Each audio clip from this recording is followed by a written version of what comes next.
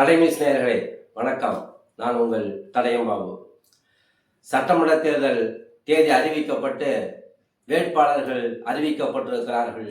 இன்றைக்கு பாஜக வேட்பாளர்களை அறிவித்திருக்கிறது.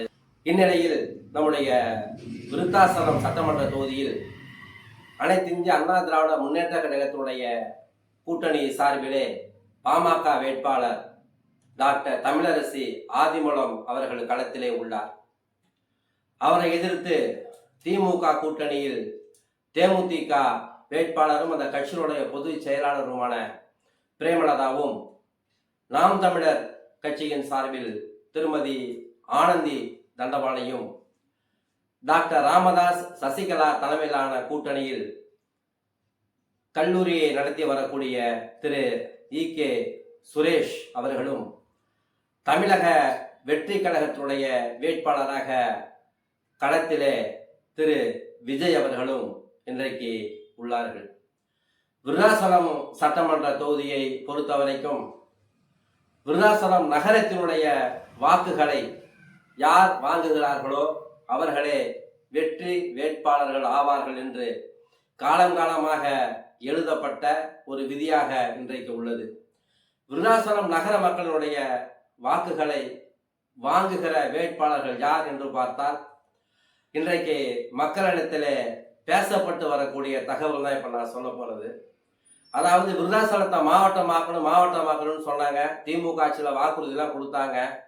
நம்முடைய முதலமைச்சர் ஸ்டாலின் ஆட்சி அமைப்பதற்கு முன்னால் பேசிட்டுலாம் போனார். ஆனால் இதுவரைக்கும் விருத்தாசலம் மாவட்டமாக ஆக்கப்படவில்லை. ஒன்று.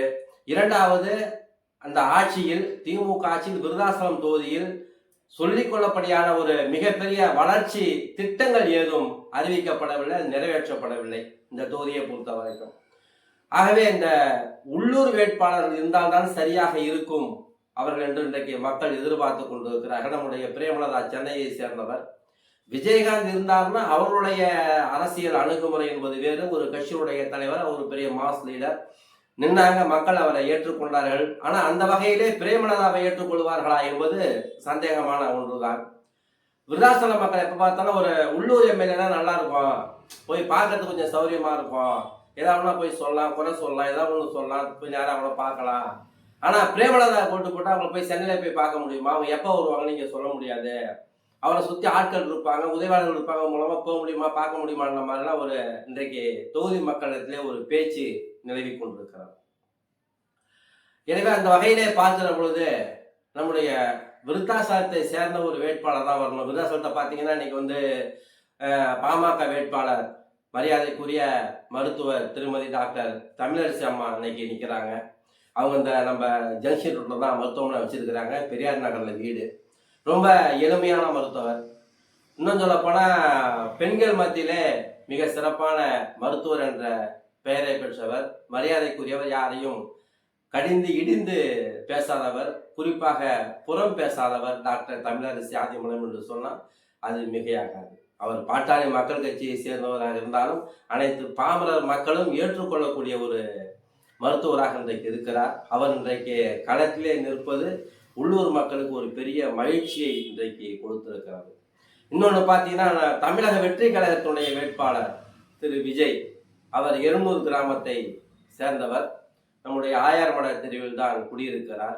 அரசியலுக்கு புதுசு, மக்கள் மத்தியிலே ரொம்ப பிரபலமாகாதவர். அதே போல நாம் தமிழர் கட்சியினுடைய வேட்பாளர் திருமதி ஆனந்தி தண்டபாணி சொந்த ஊர் கோப்பத்தூர் கிராமத்தை சேர்ந்தவர். தற்போது நம்முடைய விருத்தாசலம் தில்லை நகரிலே குடியிருந்து வருகிறார். மிகச்சிறந்த ஒரு பட்டதாரி. அவரும் இன்றைக்கு களத்தில் இருக்கிறார். தேமுதிக வேட்பாளர் கட்சியினுடைய பொதுச் செயலர் திருமதி பிரேமலதா அவர்கள் சென்னையை பூர்வீகமாக கொண்டவர். அவர் வீடெல்லாம் அங்கே சென்னையில் தான் இருக்கு. ஒருவேளை அவர்கள் வெற்றி பெற்றால் அவங்க எங்கே போவாங்கன்னு பார்த்தோம்னா சென்னைக்கு தான் போவாங்க. மாதம் 1 முறை 2 முறை வருவாங்க. அது கிடையாது, மக்கள் பிரச்சனைகளை பேச வேண்டும், மக்கள் நேரடியாக சந்திக்க வேண்டும் என்று சொல்ல அவர்கள் இங்கே உட்கார முடியாது ஆஃபீஸில். ஏன்னா அவங்க ஒரு கட்சியினுடைய பொதுச் செயலர் இல்லையா, சென்னையில் இருந்தால் தான் கட்சி வேலைகளை பார்க்க முடியும். ஆனால் தொகுதி பிரச்சனைகளை பார்ப்பதற்காக அவர் சில உதவியாளர்களை நியமித்தாலும் கூட ஒரு மக்கள் பின்னரையே மக்கள் நேரடியாக சந்தித்து முறையிடுவதற்கும் அந்த மக்கள் பிரிவினருடைய உதவியாளர்களிடத்திலே போய் முறையிடுவதற்கும் நிறைய வித்தியாசம் இருக்கிறது. அந்த உதவியாளர் அந்த மக்களை பார்க்கிற விதம் எப்படி அமையும் என்று சொல்ல முடியாது. இப்ப இங்க நகர செயலராக இருக்கக்கூடிய தினகரன் பத்திரிகை ஏஜென்ட் கவுன்சிலர் இருக்கக்கூடிய திரு ராஜகுமார் அவர்கள் அனைவருக்கும் பரிச்சயமானவர். அவர் ஆபீஸ்ல உட்கார்ந்தாருன்னா அவர் இடத்துக்கு தெரியும், எப்படி பேசுன்ற மாதிரிலாம் தெரியும். அவரை கடந்து மற்ற யாராவது போய் உட்கார்ந்தாங்கன்னா அது சரி வருமா என்பது, அதாவது ஒரு மக்கள் போனா பேசுறதுக்கு வாங்கன்னு சொல்லுவதற்கான ஒரு பக்குவப்பட்ட மனிதர்கள் இன்றைக்கு இந்த அவரோட உதவியாளர்களை கொண்ட இருப்பாங்களா என்று சொல்ல முடியாது. எனவே கட்சியினுடைய பொதுச் செயலாளராக திருமதி பிரேமலா இருந்தாலும் திமுக கூட்டணியில் அவர் அங்கம் வகித்து இன்றைக்கு களத்திலே இருந்தாலும் கூட அவரை விட இன்றைக்கு உள்ளூரை சேர்ந்த உள்ளூர் வேட்பாளர், கட்சி எந்த கட்சியாக வேணாலும் இருக்கலாம், ஆனால் டாக்டர் தமிழரசி ஆதிமூலத்தை தான் இன்றைக்கு விருதாசலம் நகரத்திலே இருக்கக்கூடிய பலரும் விரும்புகிறார்கள். நாம் தொடர்ந்து இந்த வேட்பாளர் அறிவிச்சதுக்கு அப்புறம் நம்ம நிறைய பேர் நம்ம பேசுகிறோம், நடைபெறுச்சு போக்குள்ள, கடையில், பொது இடங்கள்ல, அரசு அலுவலகங்கள்ல, இப்படி போகிற இடத்துல நம்ம பேசக்குள்ள அவங்க சொல்லக்கூடிய விஷயம், நம்ம டாக்டர் மாதிரி தான் ஏதோ இங்கே இருக்கிறாங்க, ஓடி போன போய் பார்க்கலாம், ஏதோ ஒன்றா வாப்பான்னு கூப்பிடுவாங்க, செய்வாங்க, எல்லாத்தையும் மதிப்பாங்க. கட்சி பாமக தான் எல்லாத்தையும் அன்பாக கூப்பிடுவாங்க, மதிப்பாங்க. அவருடைய கணவர் டாக்டர் ஆதிமூலம் அவர்கள், அவரும் நிறைய பேருக்கு அந்த காலத்தில் உதவி செய்திருக்கிறார். அந்த உதவியை பெற்றவர்கள் பலரும் இன்றைக்கு அந்த நன்றி விசுவாசத்தோடு அந்த குடும்பத்திற்கு இருக்கிறார்கள். எனவே தற்சமயம் நிலவரப்படி என்று சொல்லுவதை விட விருதாசலம் தோல் எப்போ பார்த்தாலும் இந்த கூட்டணி தயா கொடுக்குறாங்க, கட்சிக்காரங்களுக்கே கொடுக்க மாட்டேன்றாங்க என்கின்ற ஒரு ஆதகம் திமுகவை சேர்ந்தவர்களுக்கும் இருக்கிறது, அதிமுகவை சேர்ந்தவர்களுக்குமாக இருக்கிறது. இதனால் திமுக அதிமுகவினர், குறிப்பாக திமுகவினர் ரொம்ப சுரங்கத்திருக்கிறாங்க. ஆளுங்கட்சி 5 வருஷம் இருந்தோம், போனோம், செஞ்சோம், இந்த சங்கை விசிட் கிடைக்குன்னு பார்த்தா கிடையாது, இந்த கணேஷ்குமார் கிடைக்குன்னு பார்த்தா அங்கேயும் கிடைக்கிற கூட்டணிக்கு போயிடுச்சு, என்ன அரசியல் நடக்குதுன்னே தெரியல. ஆனால் திமுக காரங்களும் அதிருப்தியில் இருக்கிறாங்க. எப்போ பார்த்தாலும் கூட்டணி எப்படிங்க சார் வேலை செய்யறது? முதல்ல சித்திங்கமலை ராதாகிருஷ்ணன் கொடுத்தீங்க 5 வருஷம், அவர் நாங்கள் வேலை செஞ்சோம், தொகுதிக்கு நாங்கள் கஷ்டப்படுறோம், உழைக்கிறோம், கை காசை போட்டு செலவு பண்ணுறோம், எங்களுக்கு சீட்டு இல்லாமல் கூட்டணிக்கே கொடுக்குறீங்க என்று திமுக சேர்ந்தவர்களாம் இன்றைக்கு அதிருப்தியே இருக்கிறார்கள். அந்த அதிருப்தி வாக்குகள் பிரியக்கூடிய வாய்ப்பு அதிகமாகவே இன்றைக்கு இருக்கிறது. நம்ம ஐயா தலைமையிலான பாமகவில் பார்த்தீங்கன்னா ஈகே சுரேஷ் நிற்கிறாரு. அவர் ஓரளவுக்கு எல்லாத்துக்கும் தெரிந்தவர். அவர் நிற்பதனால அந்த பாமகவினுடைய ஒரு சில வாக்குகள் பிரிந்தாலும் விருதாசலம் நகரத்தில் இருக்கக்கூடிய மற்ற சமுதாயத்தினுடைய வாக்குகளை அதிகமாக பெறுவதற்கான வாய்ப்புகள் டாக்டர் தமிழரசி ஆதிமூலம் அவர்களுக்கு இருக்கிறது. அதே போல தமிழக வெற்றி கழகத்தினுடைய வேட்பாளர் திரு விஜய் அவர்கள், அவருடைய சமுதாயம் உடையார் சமுதாயத்தை சேர்ந்தவர்கள் வாக்குகள் 200 பட்டிக்குள் இந்த பக்கம் இருந்தாலும் கூட அந்த வாக்குகள் முழுமையாக இந்த தொகுதியில் பார்த்தீங்கன்னா உடையார் சமுதாயத்தை சேர்ந்த வாக்குகள் சுமார் 28,000 வாக்குகளுக்கு மேல் இருக்கிற இந்த 28,000 வாக்குகளும் நம்ம விஜய் பெறுவாரா என்பது சந்தேகம் தான். அதே உச்சமான அந்த சரி நம்ம ஜாலியாக நிற்கிறாயா அப்படின்ட்டு ஒரு 5,000 பேர் 6,000 பேர் ஓட்டு போடலாம், அவ்வளோதான் ஒழிய ஒரு பெரிய ரசிகர்கள் ஓட்டு, மற்றவர்களோட விஜய் சொன்ன மாதிரி வீட்டுக்கு ஒரு ஓட்டு உண்டு, அது ஒரு கணிசமான வாக்குகளை அவர் பிரிப்பார்.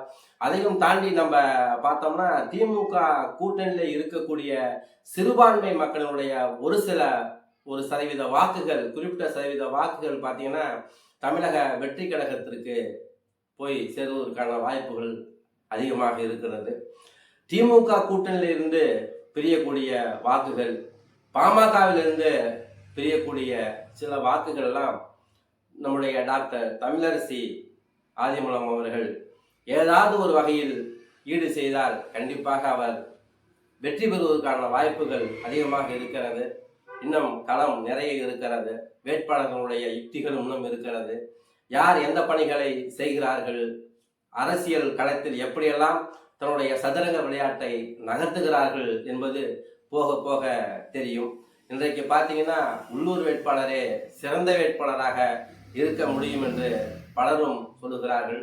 அந்த வரிசையில் தற்சமயம் உள்ளூர் வேட்பாளர், பிரபலமான வேட்பாளர், பெண்கள் மத்தியில் பேசப்படக்கூடிய வேட்பாளர் என்று பார்த்தீங்கன்னா நம்முடைய டாக்டர் தமிழரசி ஆதிமூலம் அவர்களே தற்சமயம் இன்றைக்கு மக்களிடத்தில் அதிகமாக பேசப்பட்டு வருகிறார் என்பதே இன்றைய தகவல். நன்றி, வணக்கம்.